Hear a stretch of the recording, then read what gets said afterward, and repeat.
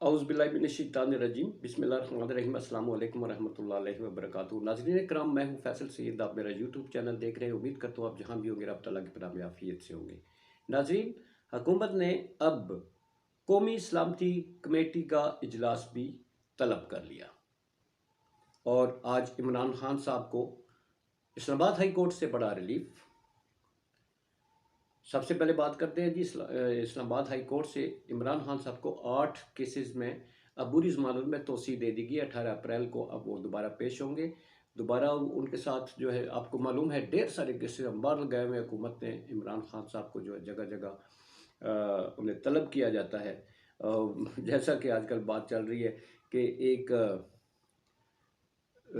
जो है इमरान खान जो है वही एक टारगेट रह गया है, वही आइन इनके सामने, आइन नहीं, इनके साथ इमरान बड़ी रुकावट है। तो अब वो जो इमरान रुकावट है, इमरानी जो है वो इस वक्त सबके ऊपर भूत सवार है। उसे कैसे दूर किया जाता है ये आने वाला वक्त बताएगा। बहरहाल हमारी कोर्ट्स जो है वो फैसले दे रही हैं आइन और कानून के मुताबिक, और जो किसी शहरी का हक बनता है वो उसे डिलीवर करते हुए नजर आती हैं। ना तो वह कानून को पसे पुष्ट डालना चाहती है, ना आइन को पसे पुष्ट डालना चाहती है। इसलिए हुकूमत के लिए सबसे बड़ी मुसीबत ये बनी हुई है। अब आते हैं जी, बड़ी इंपॉर्टेंट डेवलपमेंट जो है वो ये है कि जैसा कि आपको मालूम है कि हुकूमत ने हर महाज जो है वो गर्म कर रखा है सुप्रीम कोर्ट ऑफ पाकिस्तान में। महाज इसलिए गर्म कर रखा है कि इलेक्शन जो हैं वो नहीं करवाने।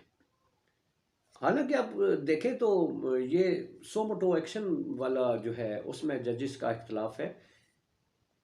इलेक्शन करवाने के बारे में कोई भी जज ये नहीं कह रहा कि इलेक्शन ना करवाएं, आइन का खिलवाड़ करें।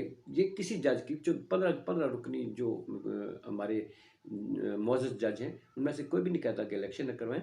वो सुप्रीम कोर्ट ऑफ पाकिस्तान के चीफ जस्टिस के इख्तियारात पर वो है कि सो मोटो इस इलेक्शन के ऊपर नहीं बनता था, ये मुतल्लिका हाई कोर्ट्स को फैसला करना चाहिए था। अब जैसा कि ये करारदाद जो है वो पेश करने जा रहे हैं कि अदालती फैसला बदनीयती पर मबनी है।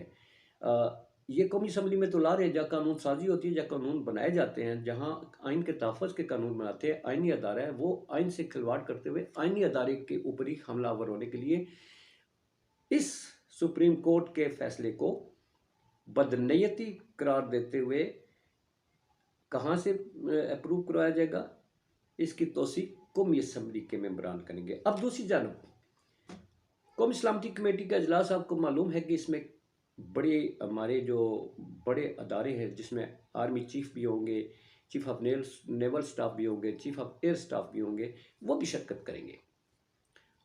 इलेक्शन कमीशन ने कहा था कि जो हमारे सिक्योरिटी अदारे हैं वो सिक्योरिटी नहीं दे रहे, इसलिए कि वो कहते हैं कि मौजूदा हालात में जो इस वक्त ख़तरात हैं उसमें हम सिक्योरिटी फराहम नहीं करते। स्टाफ जो है, हमारी जो अफसरान हैं, वो फ़ौजी जो हैं, जवान जो हैं, वो उधर एंगेज हैं। तो अदालत ने कहा था कि आप आर्मी और इस नेवी और एयरफोर्स से भी, वो भी तो हमारी फ़ौज का हिस्सा है ना, तो आप उनसे भी मदद ले सकते हैं। अब कल के इजलास में ब्रीफिंग ली जाएगी सिक्योरिटी के हवाले से। बड़ी अहम ये पॉइंट है, आप देखिएगा कि ब्रीफिंग ली जाएगी कि कौमी सलामती कमेटी में बैठकर वो हमारे जो DGISI भी होंगे और वो सिक्योरिटी के मामलात जो है उन पर ब्रीफिंग देंगे। ब्रीफिंग ये देंगे कि जो हकीकत है, हकीकत तो ये है कि दहशत गर्दी भी हो रही है हमारी सरहदों पर, अफ़गानिस्तान हो या इंडिया हो, ईरान हो, वहाँ से भी हमले होते हैं हमारी सिक्योरिटी फोर्सेस पर जो है, वो तो एक फैक्ट सामने रखेंगे। मगर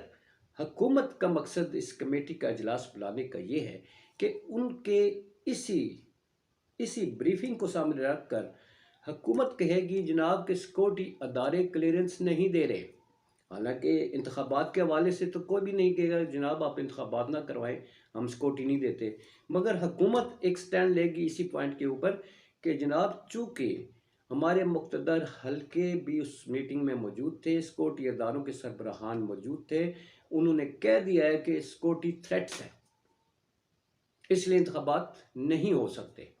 आप ये देख लीजिएगा।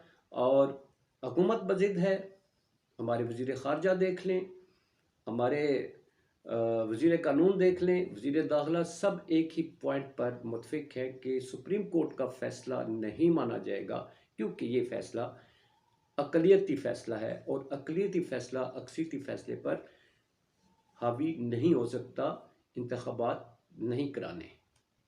गंभीर सूरत हाल थी, अब ख़तरनाक बन रही है। इसी के साथ इजाज़त चाहूँगा। अपना बहुत सारा ख्याल रखिए। पाकिस्तान जिंदाबाद, पाक अफ़वाज, पाइंदाबाद।